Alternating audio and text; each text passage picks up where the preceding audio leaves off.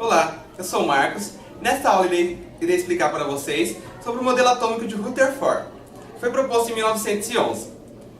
Para ficar mais fácil de entender, dividirei essa aula em duas partes. Na primeira parte, irei explicar para vocês sobre o experimento realizado por Rutherford que fundamentou o seu modelo atômico. Já na segunda parte, irei abordar o modelo atômico de Rutherford propriamente dito. Dito isto, vamos à aula. Na época que Rutherford realizou o seu experimento, já se conhecia a existência de uma partícula muito importante para o nosso estudo, as partículas alfa. Essas partículas eram emitidas por átomos radioativos e possuíam carga positiva. Qual era o intuito de Rutherford realizar esse experimento?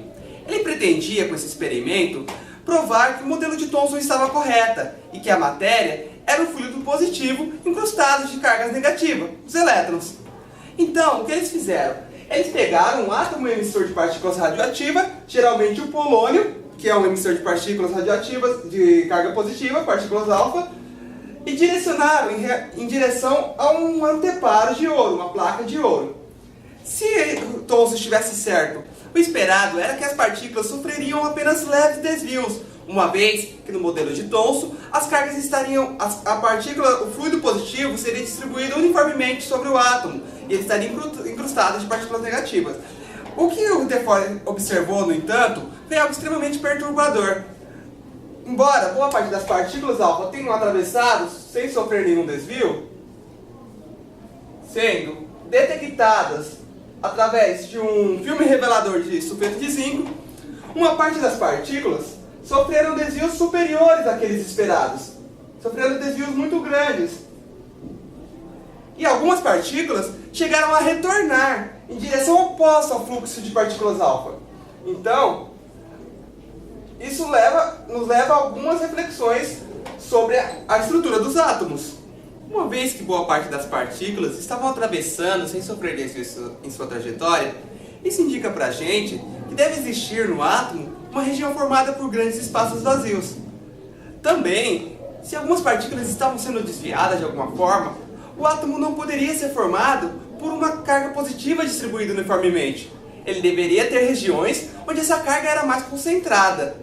Então, o que Rutherford propõe? Que as partículas que estavam sofrendo desvio, atravessando sem sofrer desvio em sua trajetória, seriam aquelas que estavam passando em regiões de espaços vazios, longe do núcleo atômico. Surge pra gente então a noção de núcleo atômico, que é uma partícula extremamente densa, de carga positiva, uma vez que as partículas alfa são de carga positiva e estavam sendo repelidas, e nós sabemos que apenas partículas de mesma natureza, ou seja, cargas iguais, se repelem. Então, o núcleo deveria ser formado por partículas de carga positiva. E se esse feixe estava passando sem ser desviado, eles estavam passando longe desse núcleo atômico. Também, semelhantemente, as partículas que estavam sendo desviadas, porém sem retornar em direção oposta ao fluxo de partículas alfa, seriam aquelas que estavam passando em regiões próximas ao núcleo. Então, ao passar em regiões próximas ao núcleo, elas estavam tendo a sua trajetória alterada. Então, como elas não colidiram diretamente com o núcleo, elas tiveram apenas leves desvios sutis e às vezes até grandes desvios, como nós vemos aqui. Mas elas não chegaram a retornar em direção oposta ao fluxo de ao fluxo de partículas alfa. As partículas que estavam retornando, que ao interagirem com a lâmina de ouro estavam indo em sentido contrário ao fluxo de partículas alfa, seriam aquelas que estavam colidindo diretamente com o núcleo atômico. Então, surge pra gente uma proposta de novo modelo, uma vez que o modelo de Thomson não seria capaz de explicar esse comportamento anormal das partículas alfa, diferente daquele que era esperado. Então nós temos aqui o átomo como uma região que nós temos ao centro do átomo uma partícula de carga positiva responsável por desviar a trajetória das partículas alfa extremamente densa, uma partícula positiva extremamente densa que concentra a maior parte da massa do átomo, e uma região formada por grandes espaços vazios, a eletrosfera, onde ficam distribuídos os elétrons. Nesta aula, aprendemos um pouco sobre o modelo atômico de Rutherford.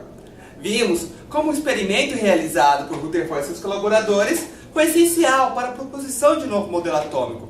Vimos que ao interagir com uma placa de ouro, algumas partículas alfa de um átomo dipolônico eram desviadas em ângulos superiores àqueles esperados, e que isso não poderia ser explicado pelo modelo de Thomson, o que levou à necessidade de propor-se um novo modelo atômico. Vimos também que no modelo atômico de Rutherford, o átomo é formado por um centro de carga positiva, denominado núcleo atômico, e ao redor desse núcleo atômico encontra-se a eletrosfera, uma região de grandes espaços vazios em que os elétrons encontram distribuídos.